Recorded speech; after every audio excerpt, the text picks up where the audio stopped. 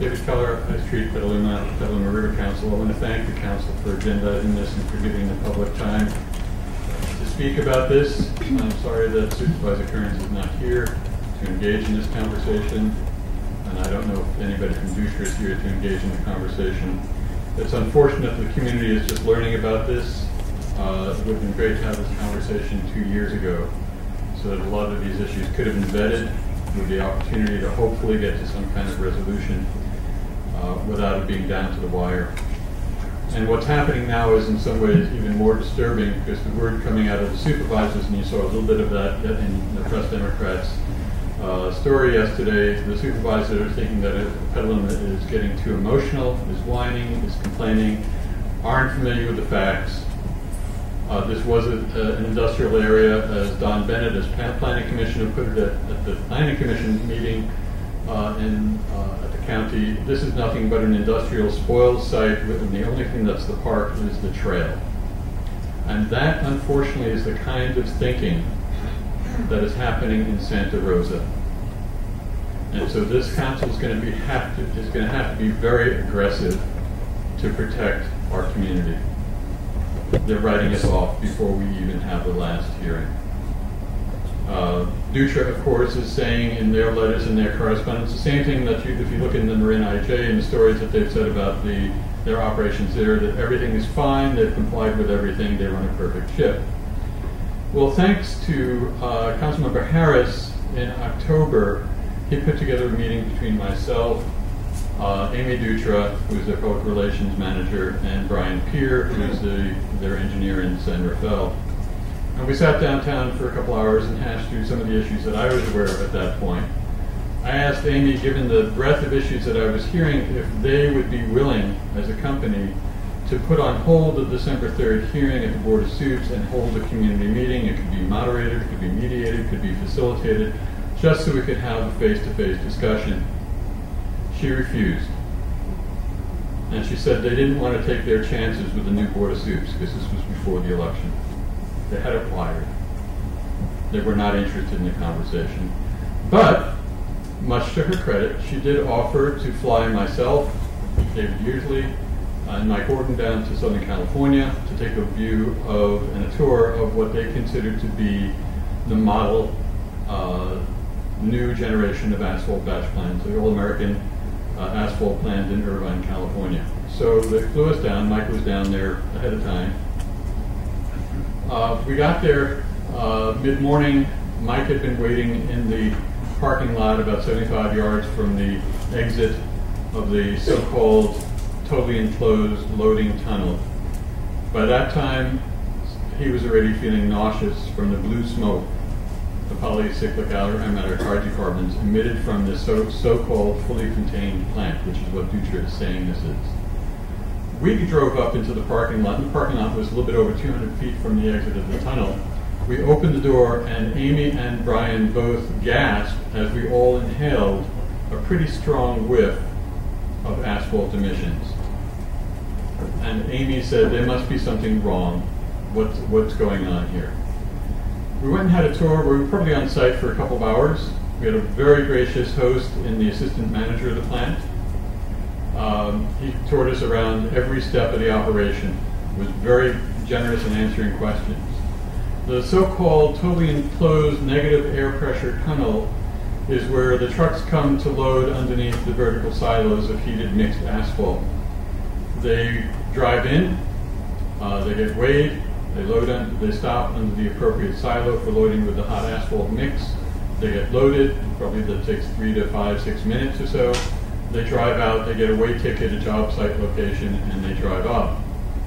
What was happening on the site in this supposedly totally enclosed state-of-the-art plant, there was a 3 to 5 mile an hour wind based on our best guess of looking at the flag moving in the breeze. That was blowing parallel to the tunnel, which is at the end of Long Canyon above Irvine. And it was blowing smoke, it was blue smoke, and diesel fumes out the tunnel. In addition, as the trucks drive through the tunnel, they push air in front of it. It's a flat roof. So it pushes whatever's in the tunnel out the other end to be distributed by the winds. In addition, oh, by the way, and in that haze of blue smoke and diesel fumes is the driver of the truck. There's not one mention in the EIR of worker safety. As the truck leaves, it has an open bed of hot asphalt ready to go to the job site. The rolling doors on either end of the tunnel were not operating. The assistant plant manager said, well, yeah, that one's broken, and so it takes too long, 30 seconds or more to raise and lower, so no, it's not in use. And I said, well, you know, the truck's going to tarp. And I watched, and each one of these trucks came out with a load of fuming asphalt. It's not water vapor because the gravel and sand has already been dried to the proper humidity. This is the pH, what's called the blue smoke in the industry. And it left the tunnel with a trail of blue smoke. The trucks have built into them, of course, the hydraulically operated, the two arms, one arm on either side of the truck bed. And there's a rolled up tarp at the head of the truck bed that would be unrolled and tarp the load to help prevent heat loss and also to keep the blue smoke from being distributed. While I looked specifically to see if any of those trucks tarped up, I waited and watched a dozen trucks. Not one of them tarped. Not one. So on the road, on the several hundred feet from the end of the tunnel to the way to the place where they get their job ticket, uncovered. I figured, all right, they'll get the job ticket, then they'll pull over to the side of the road where there's a wide spot. This is the end of the road in this canyon. Not one truck pulled over to tarp.